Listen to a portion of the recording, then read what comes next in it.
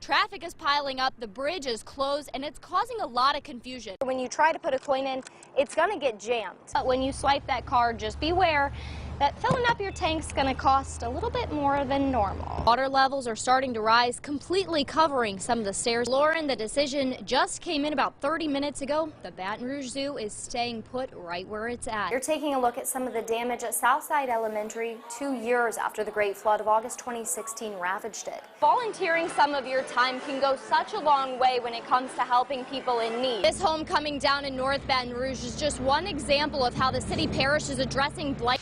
We start tonight with a global dispute with possible impacts here at home.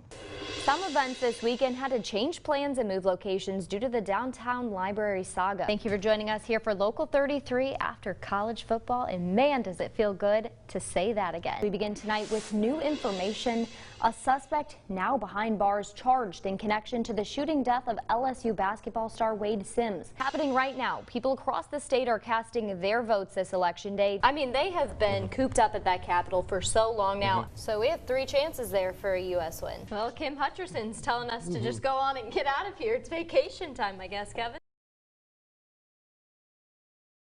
I didn't have no gun. I'm innocent. I'm only 21 years old. They should record. They got the body camera, the dash cam. I didn't do nothing but run. In handcuffs, accused of firing at a BRPD officer, 21-year-old Raheem Howard claims innocence, urging people to check the body and dash camera footage. But Baton Rouge police officers are equipped with body cams, dash cams, and rear cams. And for some reason, in this case, neither of the 3 were working. BRPD Chief Murphy Paul says the body and dash cameras were not turned on during the incident earlier this month. Ron Haley, Howard's lawyer, is asking for a bond reduction, saying BRPD is asking for patience, but his client is the one who's paying the price while the department investigates. We should not have a gray area in this case, but yet there's a lot of gray area in this case, and that gray area is not because of my client, it is because of the purposeful act of the officer. Haley and State Representative Ted James say this is the second time Officer Yusuf Hamida was part of an officer-involved shooting, and in both instances, the cameras were not on. Let's not ignore the history of this officer who killed an unarmed black man just last year. Let's not ignore the history of this officer who refuses to turn on his body camera footage that the taxpayers of this parish and this city pay for. For Local 33, I'm Amber Smith. Yeah, I'm still shaking. Like, it was absolutely terrifying. Anna Coleman was just steps away from the sidewalk when 3 students were hit by a car right in front of her. There was a traffic accident, 2 vehicles, and one of the vehicles was pushed into the sidewalk. These students weren't crossing the street at the time. They were standing on the sidewalk waiting to cross the street when they were hit. LSU officials are saying 4 students were taken to the hospital. There was 2 girls, and they were knocked out cold. And then there was another guy, and he was conscious, but he was kind of just rolling around. I don't know, so we were like, be still, be still. I could see a couple of them were definitely bloody. One guy was just like curled up in the fetal position and just on the ground. I mean, they looked like they were in a lot of pain. This is the second pedestrian-involved crash this week alone. The first on Monday, the first day of class. It makes me feel like I'm not safe on campus, but I don't know what they can really do to fix that. This is the biggest parking lot on the campus, so most people do park here. So yeah, we're definitely all going to be more aware. Everyone stay off their phones on the crosswalk, stay off your phones when you're driving, you know. It's just definitely going to make us all more aware of this little intersection. It looked like a nightmare, and I feel really bad for them. I felt terrible. I'm just really praying for everybody who was involved and praying for the girl and the other guy that was in the accident. For Local 33, I'm Amber Smith. From California to Florida, one woman is rolling through Baton Rouge on her journey to bike across the country. Well, that's of course a feat in itself. Nikki Rolland has overcome many obstacles, now encouraging others to keep pushing on, no matter the situation. An adventure unlike any other. Baton Rouge falling in the middle of what will hopefully be Nikki Rolland's record-breaking ride across the country. So I started in San Francisco. I'm over halfway point through, and right now from here I'm heading down to New Orleans, and from New Orleans on my way down to Key West. While a long journey, Rolland has proved time and time again that nothing can hold her back. not even a near fatal 45-foot fall from a canyon. After I lost my leg in a severe accident, I was rappelling and I came off harness 45 feet. I was being told I never can walk again. Roland always lived a life full of adventure and wasn't going to let a prosthetic leg slow her down. Just 14 months after I lost my leg, the entire length of the Appalachian Trail, and that's the reason my book title is called My Walk to Recovery. She wrote a book about it to give people the strength to keep pushing on, no matter the circumstance. Spreading the word about not to give up in life, that's the reason, push on.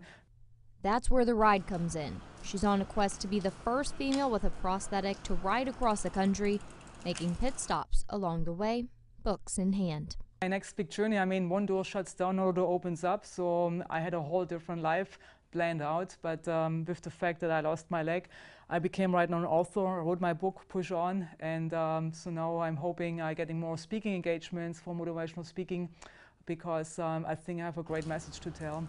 Well, you never know what the future holds. One thing's for sure, her wheels will keep on turning. Here is this Fostering Louisiana special report. I wouldn't wish it on somebody that I just really, really didn't like. Every child deserves to feel happiness. April Hill said she was just a toddler when she entered the hospital, injured by the hands of her mother. I was told that she picked me up as far as her arms would reach in the air, and she dropped me on my face. And it just repeated that over and over and over until like eventually I was, you know, forced to sit in a chair, and she tried to kill me in the chair. She said she was taken away from one unsafe home and put into another. This one, her first foster care placement. A lot of things that are not supposed to happen in custody, you know, happened. She said her caseworker, the person supposed to protect her from abuse, failed. I can count on one hand and not use all of my fingers how many times my social worker came to that placement. And she's not the only one with a similar story to tell. One of the reasons my foster parents got away with the things that they did to us for so long is because I maybe saw my worker once every 6 months, maybe. Leanna McCrae now works as a caseworker for the state of Louisiana, inspired by her own experience as a teenager going through the system in Washington state. In those 5 years, I experienced 10 different placements. It will be over 15. But did make a few happy memories along the way. I got to sit at a table and have real Christmas dinner with a family.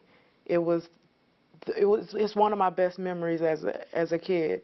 That's the first time I felt like I was a part of something. It meant the world to me that she took that time to do that. It told me that I was worth something.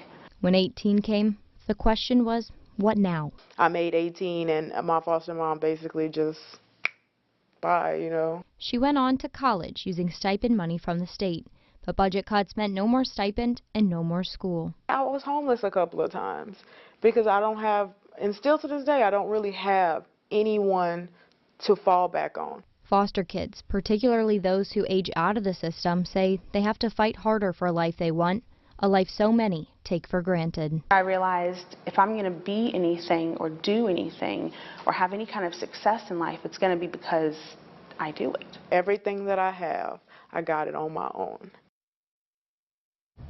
You just heard it right there. Two women who grew up in foster care. Obviously, as I was kind of saying leading into this story, they had very different experiences, but obviously pointed out some things that are very challenging for these kids going through the system. Their strength is so inspiring. Absolutely inspiring. And, you know, this is something that them speaking out, they're, you know, highlighting some things that they would like to see changed.